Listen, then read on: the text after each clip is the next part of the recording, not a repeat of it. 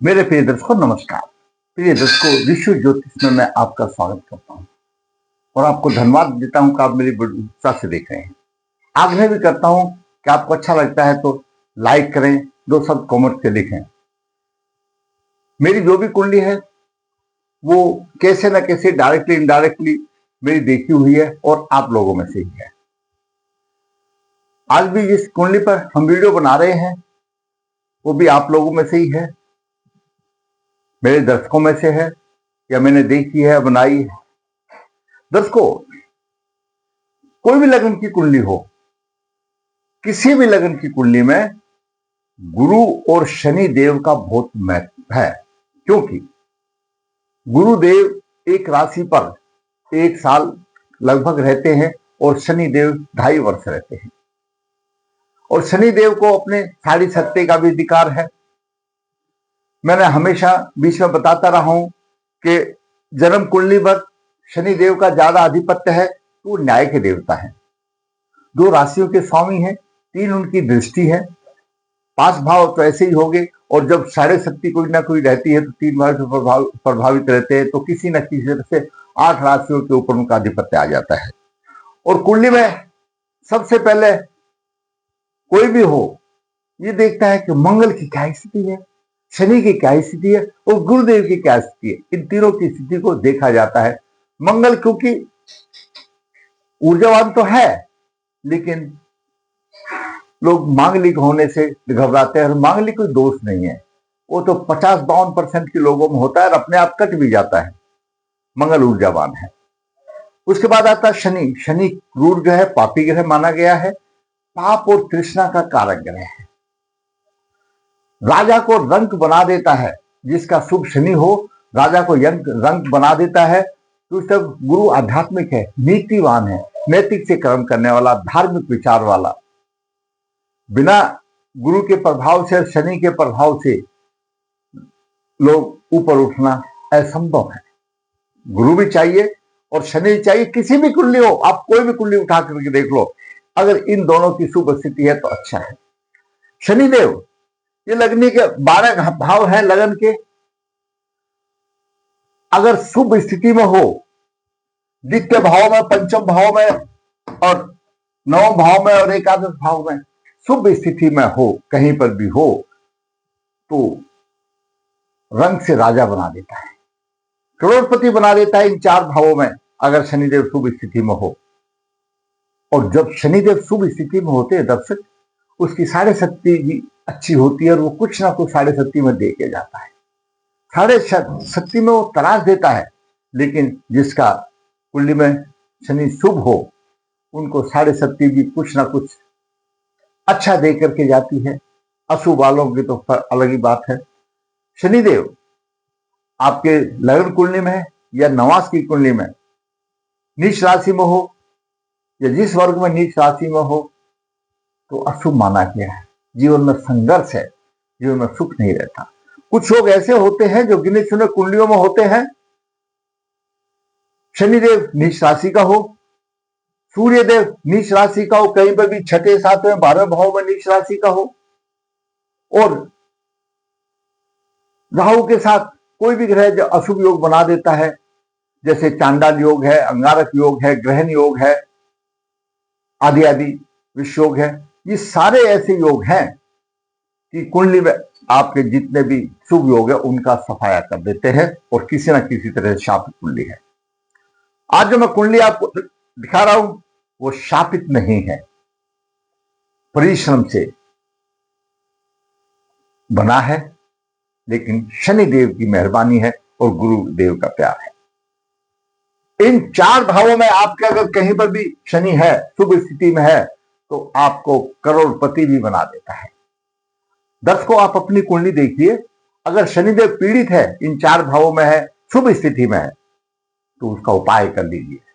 शनिदेव देने में कभी पीछे नहीं है और भाई लेने में भी पीछे नहीं है। अशुभ शनि क्यों? कर्म का फलदाता है, कर्म का फलदाता है। आप अच्छे कर्म करोगे तो शनिदेव आपकी राह इतनी आसान करेंगे, अकरंग से राजा बना देंगे। शनिदेव की शुभ स्थिति धनवान बनाती है। और दर्शकों, ये दसम भाव है ना, दसम भाव, इसमें सूर्य और मंगल दिग्बली होते हैं।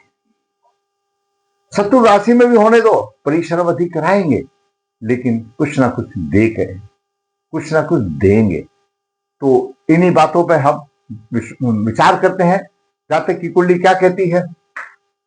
तृष्णा और वैराग का कारक शनि की शुभ स्थिति करोड़पति से कम नहीं होती, जैसा मैंने आपको बताया। जातक का जन्म 23 अगस्त 1963 शुक्ल पक्ष 4 चित्रा चंद्र एक शुक्रवार को 3:30 बजे हुआ। जन्म के समय पर धनु लग्न हुआ 20 डिग्री, केतु 24 डिग्री 55 मिनट लेकर के, द्वितीय भाव में शनि 25-39 लेकर के अपनी राशि में है। धन भाव में, कुटुंब के भाव में शनि अपनी राशि में है और धनिष्ठा नक्षत्र में है। चतुर्थ भाव में गुरु मीन राशि में 25-49 लेकर के है। यहां पर गुरु भी हंस महापुरुष योग बना रहा है और रेवती नक्षत्र में है, और रेवती नक्षत्र का स्वामी बुध यहां पर उच्च राशि में दसम भाव में है। सप्तम भाव में राहु है, मिथुन राशि का है, 24 डिग्री लेकर के है। नवम भाव में सूर्य अपनी राशि में 6-12 लेकर के है और शुक्र आस्था 4-23 लेकर के है। सूर्य अपनी राशि में है। दसम भाव में बुध 3 डिग्री 29 मिनट लेकर के है, भद्र महापुरुष योग बना रहा है। मंगल और चंद्रमा 23-36, 23-47 लेकर मंगल और चंद्रमा दोनों चित्रा नक्षत्र में है मंगल, और मंगल और चंद्रमा के ऊपर गुरु की सीधी दृष्टि है।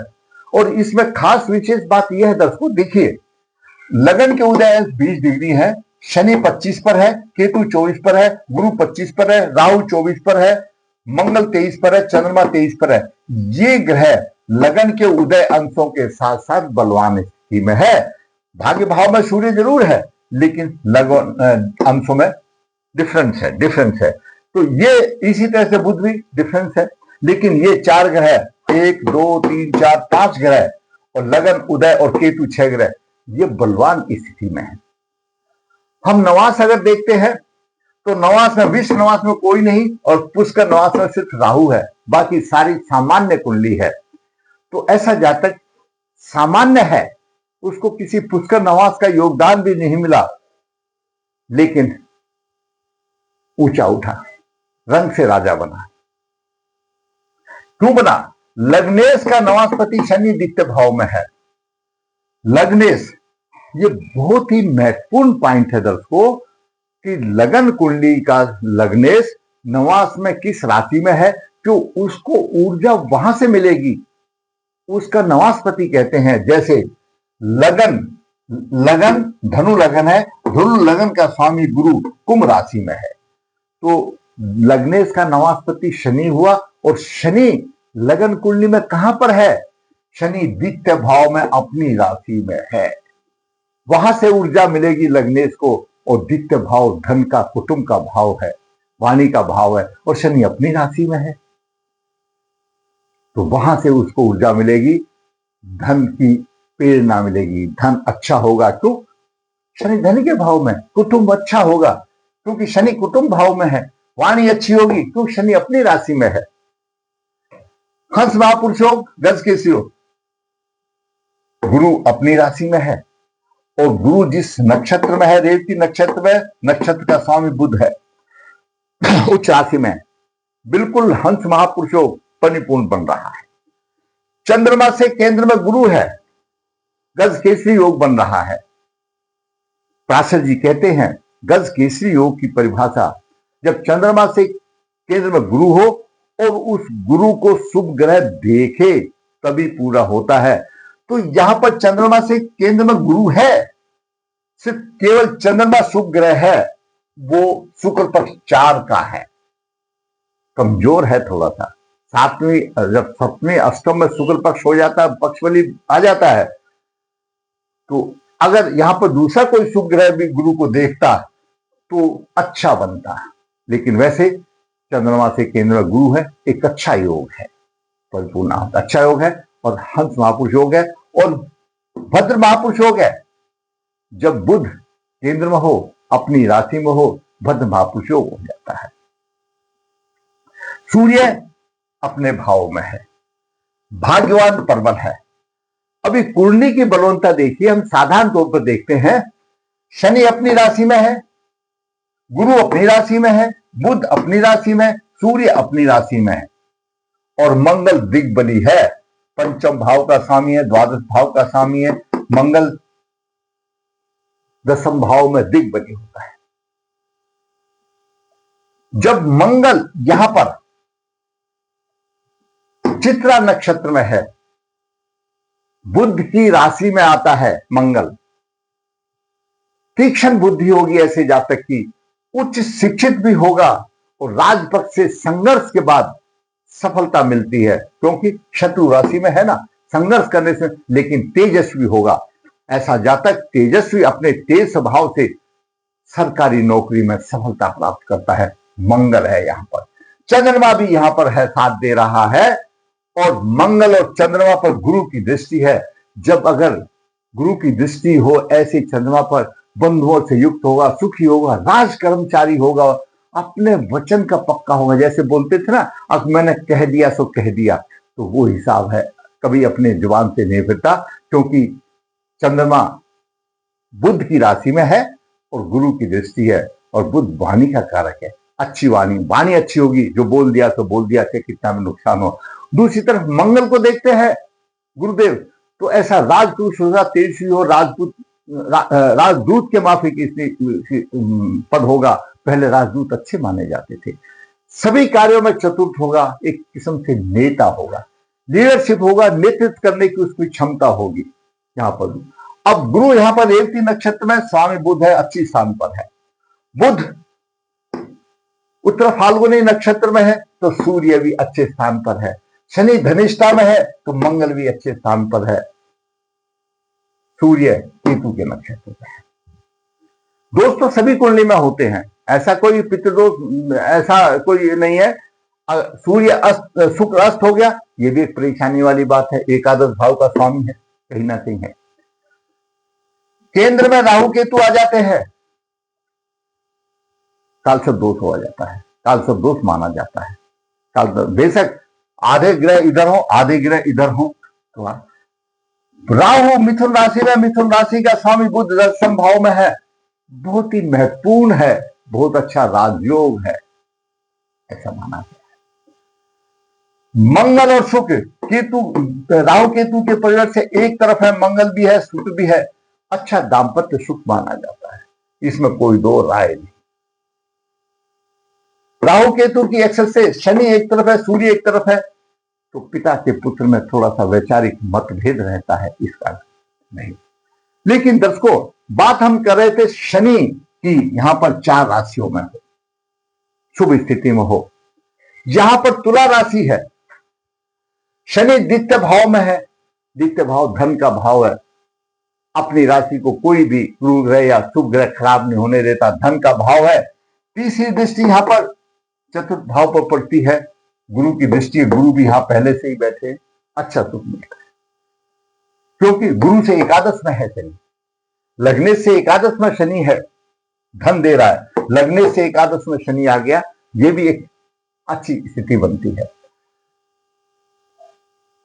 शनि की सप्तम दृष्टि अष्टम भाव पर है, तो दसम अष्टम नवम दसम दृष्टि, उच्च दृष्टि यहां पर शनि की जो है द्वितीय भाव पर पड़ती, एकादश भाव पर पड़ती है। शनि धन भाव से बैठ करके उच्च दृष्टि एकादश भाव पर देखता है, उच्च दृष्टि से देखता है, धन के वारे के नारे होंगे, तो शनि शुभ है। अगर शनि यहां पंचम भाव में होगा तो भी उच्च दृष्टि से देखेगा एकादश भाव को, धन के वारे के नारे होंगे। अगर शनि यहां नवम भाव में होगा तो भी उच्च दृष्टि से देखेगा, धन के वारे के नारे होंगे। तो ऐसे शनि देव की स्थिति जिस जातक की कुंडली में हो, करोड़पति से कम नहीं बनता। और मंगल भी शुभ स्थिति में, चंद्रमा भी किसी से, गुरु भी स्थिति में, अच्छा जमीन जायदाद सभी प्रकार का होता है। क्यों? चतुर्थ भाव के सुख अपने आप मिल गए, द्वितीय भाव के पैतृक संपत्ति भी अपने आप मिल गई, भाग्य का साथ मिल गया, भाग्य प्रबल हो। वो कहते हैं कि परिश्रम करने के बाद अगर भाग्य साथ देता है तो जातक चमक जाता है। ये जातक अपने भारतीय सेना में उच्च पद पर आसीन हुआ, संघर्ष किया, उच्च पद पर आसीन हुआ, मंगल यहां पर था, निडर रहा, साहसी रहा। और सेना में तो, पुलिस में तो ऐसे लोग ही कामयाब होते। सूर्य को अर्घ दिया, फिर कालसर्प दोष निवारण किया। छोटे मोटे दोष होते हैं, ये तो सभी होते हैं, इसमें तो कोई दो राय नहीं है। लेकिन खास बात ये कि कोई ग्रह राहु केतु से पीड़ित नहीं है। केतु की यहां पर आती है नवम दृष्टि, भाग असर तो डालती है जब समय आती है, तो इसलिए शांति भी करनी पड़ी। लेकिन 24 डिग्री यहां पर सूर्य की 6 डिग्री है, डिफरेंस है। सूर्य पीड़ित नहीं है, चंद्रमा पीड़ित नहीं है, मंगल पीड़ित नहीं है, गुरु पीड़ित नहीं है, और उदय अंश है। यहां पर केतु का प्रभाव, राहु का प्रभाव है, लगन थोड़ा सा पीड़ित आ जाता है, प्रभावित है राहु केतु से। तो ये भी एक थोड़ा सा गुस्सा वाली बात आ जाती है, भ्रमत वाली बात आ जाती है। फिर दोष निवारण किया, कालसर्प दोष निवारण किया। इतना बड़ा दोष नहीं था, लेकिन जितना ऊपर आगे बढ़ता है फिर ये सोचता है कि मेरी जो भी समस्या है उसको निवारण कर दूं, तो और ऊपर बढ़ता चला गया, और ऊपर बढ़ता चला गया, और अच्छी स्थिति प्राप्त की बना। तो दर्शक को समय रहते आपको अपने ग्रहों को अवश्य पहचानना है।